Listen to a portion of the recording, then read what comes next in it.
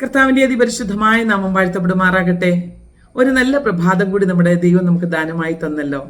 ഈ നല്ലതും വിലയേറിയതുമായ പ്രഭാതത്തിൽ നമുക്ക് ഒരുമിച്ച് ചേർന്ന് ദൈവത്തെ സ്തുതിപ്പാൻ മഹത്വീകരിപ്പാൻ കർത്താവ് തന്ന നല്ല സാവകാശത്തെ ഓർത്തി സ്തോത്രം ചെയ്യുന്നു.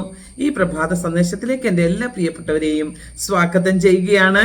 ഈ പ്രഭാതത്തിൽ നമുക്ക് ഒരുമിച്ച് ചേർന്ന് ഒരു ചെറിയ വേദഭാഗം ആമേൻ ചിന്തിപ്പാൻ കർത്താവ് ശരണപ്പെടുകയാണ്.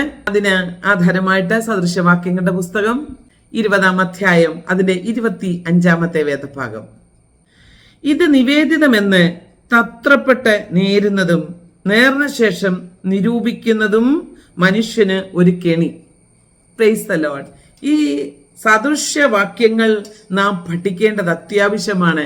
നമുക്ക് ആവശ്യമാകുന്ന ബുദ്ധി ഉപദേശങ്ങൾ പലപ്പോഴും ഇതിൽ നിന്ന് നമുക്ക് ലഭിക്കാറുണ്ട്. പ്രിയപ്പെട്ടവരെ, പലപ്പോഴും നാം പല തീരുമാനങ്ങൾ എടുക്കുന്നവരാണല്ലേ. ദൈവത്തിന് പോയി നേർച്ചയൊക്കെ നേരും. ഞാൻ ഒരു കാര്യം പറയട്ടെ, പലപ്പോഴും നാം എടുക്കുന്ന ഓരോ തീരുമാനങ്ങളും വളരെ ശ്രദ്ധിച്ചു വേണം. പ്രത്യേകിച്ച് ദൈവസന്നിധിയിൽ എടുക്കുന്ന ഓരോ തീരുമാനങ്ങളും വളരെ ശ്രദ്ധിച്ചും വളരെ പ്രാർത്ഥനയോടും കൂടി ആയിരിക്കണം. ചില തീരുമാനങ്ങളൊക്കെ പെട്ടെന്ന് എടുക്കും. ഞാൻ കണ്ടിട്ടുണ്ട് ഈ വർഷ ആരംഭം അവർക്കൊന്നും കർത്താവിന് വേണ്ടി ചെയ്യുവാൻ കഴിയാതെ വരുമ്പോൾ അണ്ടർ ദി മീറ്റിങ്ങുകൾ നടക്കും. ഈ അണ്ടർ ദി മീറ്റിങ്ങിൽ അവരെ വിളിച്ചു പറയും, സാക്ഷീകരിക്കും, എനിക്ക് ഈ വർഷം എൻ്റെ ദൈവത്തിന് വേണ്ടി ഒന്നും ചെയ്യുവാൻ കഴിഞ്ഞില്ല. ഇനി ഒരു പുതുവർഷം ദൈവം എനിക്ക് തരുന്നുവെങ്കിൽ ഈ പുതുവർഷത്തിൽ കർത്താവിന് വേണ്ടി ഞാൻ വലിയവ ചെയ്തു കൊള്ളാം. അന്നത്തെ പ്രസംഗത്തിന്റെയും മറ്റുള്ളവർ പറയുന്ന സാക്ഷ്യവാചകങ്ങളുടെയും ഒക്കെ പിൻപിൽ അത് കേട്ട് ഇമോഷണലായിട്ട് ചില തീരുമാനങ്ങൾ എടുക്കും.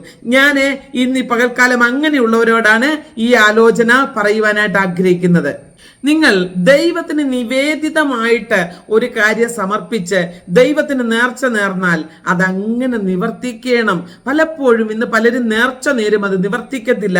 അത് ശാപത്തിന് കാരണമായി മാറുന്നത് നമുക്ക് കാണുവാനായിട്ട് കഴിയും. എന്നെ കേൾക്കുന്ന പ്രിയപ്പെട്ടവരെ, ഈ ദിവസങ്ങളിൽ ദൈവത്തിന്റെ മുൻപിൽ നാം ശാപത്തിന് കാരണമാകാതിരിപ്പാൻ നാം തീരുമാനമെടുക്കുമ്പോൾ തത്രപ്പാടോടുകൂടി തീരുമാനമെടുക്കരുത്.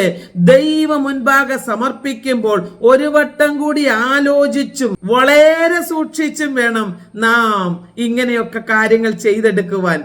അല്ലാതെ പെട്ടെന്ന് ഇമോഷണലി ഞാൻ അത് ചെയ്തു കൊള്ളാം ഇത് ചെയ്തു കൊള്ളാമെന്ന് ചിലർ പറയും, ഞാൻ എൻ്റെ ജോലി വിട്ട് ഫുൾ ടൈം സുവിശേഷ വേലയ്ക്ക് വേണ്ടി ഇറങ്ങിക്കൊള്ളാം, എനിക്ക് ലഭിക്കുന്നതിന്റെ പകുതി കർത്താവിന് കൊടുത്തോളാം.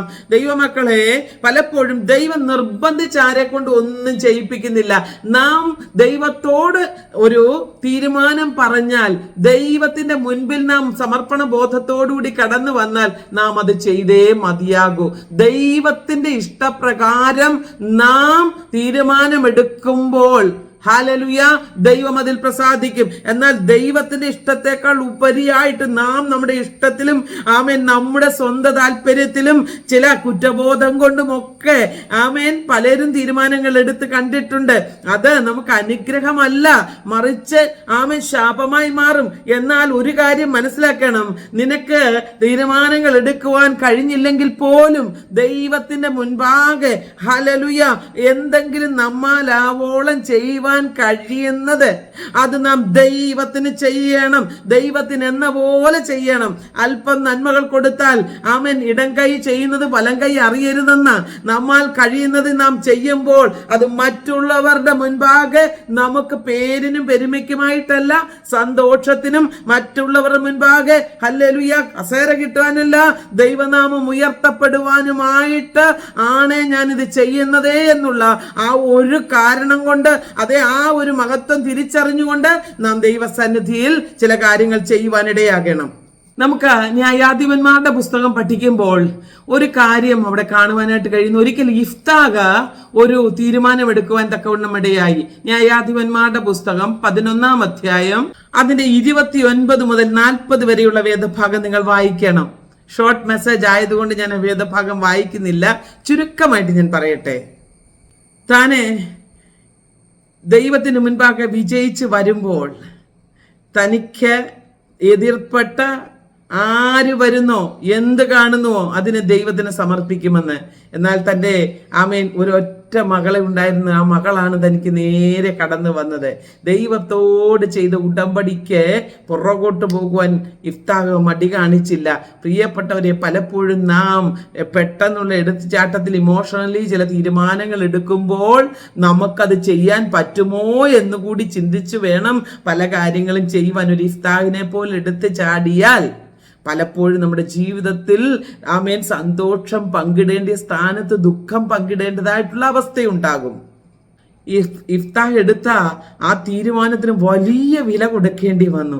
അങ്ങനെയെങ്കിൽ ഒരിക്കൽ നാം എടുക്കുന്ന തീരുമാനങ്ങൾ അതിന്റെ പൂർത്തീകരണത്തിൽ എത്തിച്ചില്ല എങ്കിൽ നാം വലിയ വില കൊടുക്കേണ്ടി വരുമെന്നുള്ള സത്യം എന്നെ കേൾക്കുന്ന പ്രിയപ്പെട്ടവർ ഈ പ്രഭാതത്തിൽ മറന്നു പോകരുത്.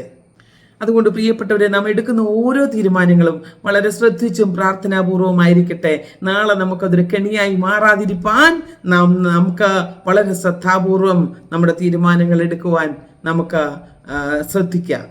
സൂക്ഷിച്ചാൽ നമുക്ക് ദുഃഖിക്കേണ്ടി വരികയില്ല.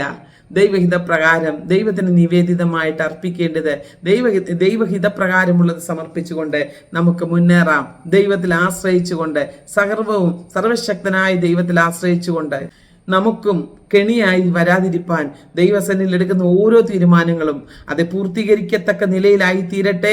അതിന് കർത്താവ് സഹായിക്കട്ടെ. അതിനായി ഈ പ്രഭാതത്തിൽ സർവശക്തനായ ദൈവത്തിന്റെ കരങ്ങളിലേക്ക് നമ്മെ തന്നെ സമർപ്പിച്ചുകൊണ്ട് മുന്നേറാം. ഈ വചനങ്ങളാൽ ദൈവം നമ്മെ എവരെയും സഹായിക്കുമാറാകട്ടെ.